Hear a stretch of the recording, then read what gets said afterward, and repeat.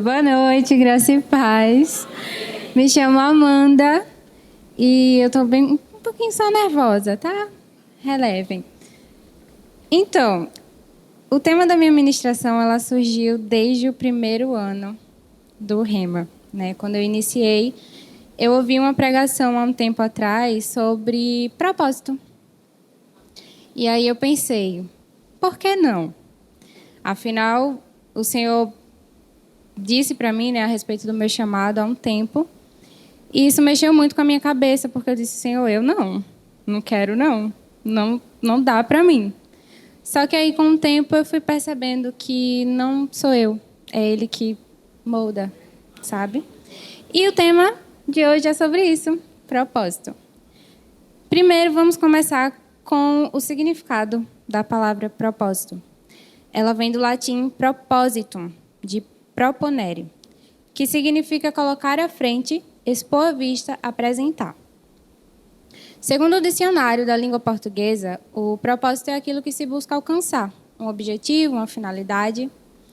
E propósito em hebraico está relacionado à busca por uma vida de retidão, de obediência aos mandamentos divinos e amor ao próximo. Na Bíblia, propósito é descrito como viver conforme os planos de Deus.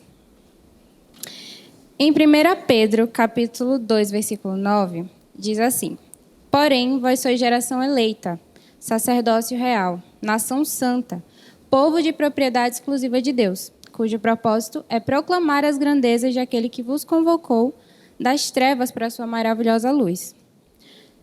Então, aí é que chega a parte. As pessoas precisam ver Jesus através da nossa vida.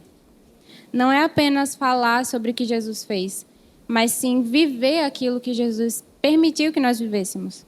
Ele não morreu na cruz à toa, ele não pagou o preço do pecado à toa, para a gente somente falar sobre ele e não viver aquilo, não viver o que a palavra diz, que é para a gente viver. Em Romanos, capítulo 11, versículo 36, diz: Portanto, dele, por ele e para ele são todas as coisas. A ele seja a glória perpetualmente. Amém. Então, a glória não é nossa, como já assistimos na aula da Janaína, né, na matéria dela. A glória não é nossa. Nós fomos criados para glorificar ao Senhor em tudo, porque Ele criou tudo. Tudo foi Ele que criou. Assim como os animais, né? Os peixes, eles glorificam a Deus nadando. Os pássaros glorificam a Deus voando ou cantando. Até a baleia, como na matéria anterior também, né? Ela canta e aí ela está glorificando a Deus naquilo. E aí a gente vê isso em Gênesis capítulo 1. Deus, portanto, criou os seres humanos à sua imagem. A imagem de Deus os criou. Macho e fêmea os criou. Quem é que sabe que Deus é espírito? Então, a semelhança que temos com Ele é espírito. Né? Não é como a natureza. O Senhor criou a natureza, mas especialmente em nós, Ele colocou o espírito. Uma vida sem propósito não tem sentido. Com o que nós estamos gastando o nosso tempo? Às vezes a gente se vê tão ocupado, né? Tanta coisa para fazer, muito trabalho, tem casa para arrumar, filho para criar, meu marido vai chegar ao trabalho, tem que ter comida. E a gente esquece que nós precisamos ter comunhão com o Senhor, porque foi para isso que Ele nos criou. Né? Adão e Eva, infelizmente, né, perderam isso lá no jardim do Éden, mas Jesus reconquistou para a gente. Então, não tem motivo melhor da gente querer buscar a presença do Senhor todos os dias. Em Efésios 1, capítulo 1, versículo 11 e 12, diz assim: Nele fomos também escolhidos, tendo sido predestinados conforme o plano daquele que cria absolutamente tudo de acordo com o propósito da sua própria vontade, com o objetivo de que nós, os que primeiro esperamos em Cristo, sejamos para o louvor da sua glória. Deus nos criou para sermos um meio dele mostrar a sua majestade, a sua bondade, o seu amor. E Deus é nosso Pai, é o nosso Criador. Ele tem uma fonte de vida na qual nós devemos buscar todos os dias na sua presença.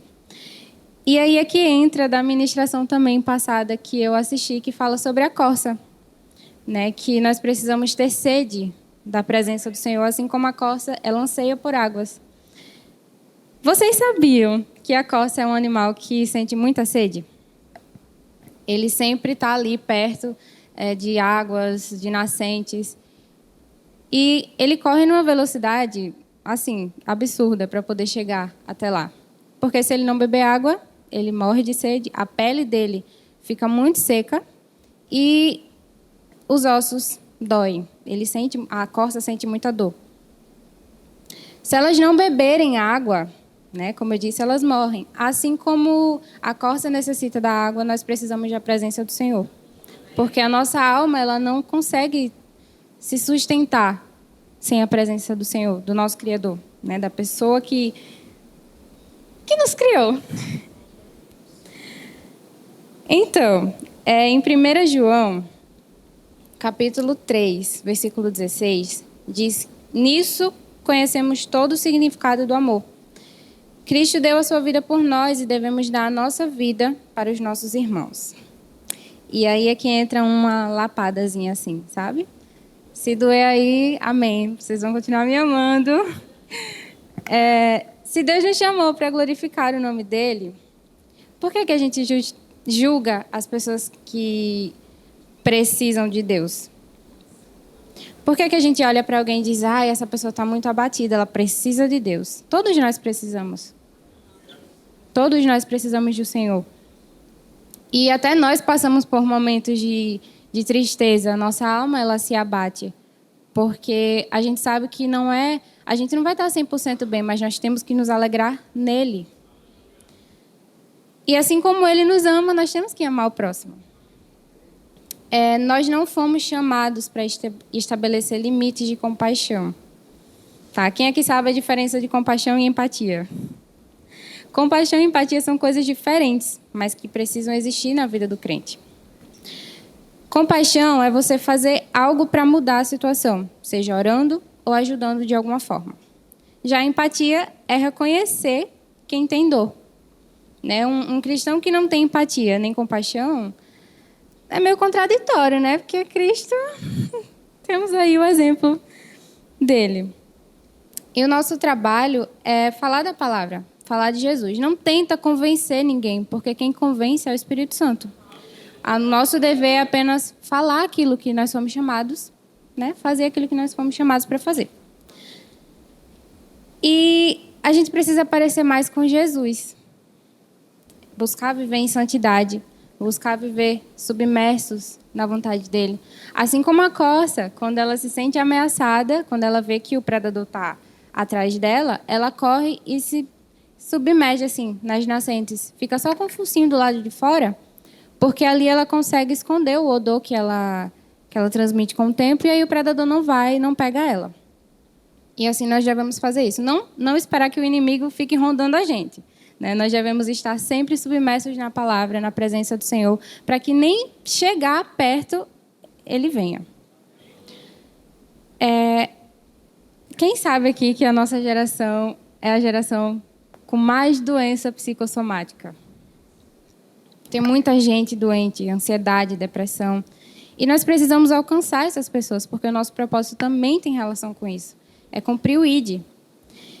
E entregar aquilo que nós carregamos conforme a vontade de Deus.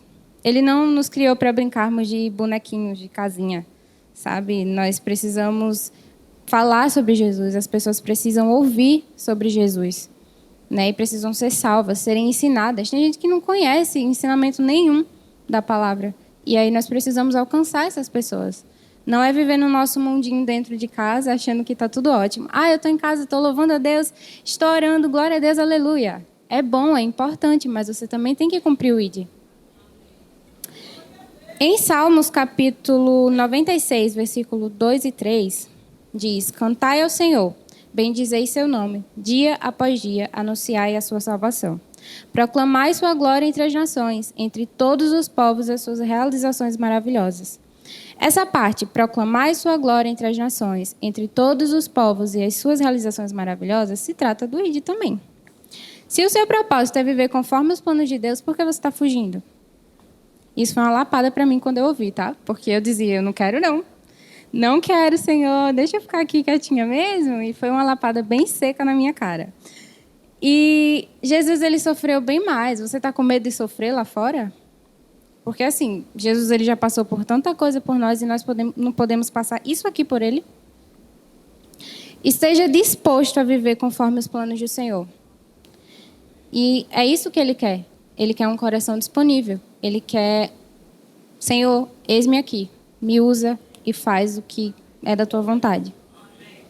Depois que eu falei isso, as coisas destravaram. Inclusive, estar aqui hoje ministrando é um desses rompimentos aí. Viver aquilo que o Senhor tem para as nossas vidas não é confortável, tá? Não, o ID ele não é confortável de nenhuma forma. Então, se você acha que vai cumprir o ID, vai falar sobre Jesus pelas nações, ou até mesmo para uma pessoa na rua que você encontra, não pensa que vai ser fácil, tá? Nem para Jesus foi. Exige renúncia e principalmente amor pela palavra que nós carregamos.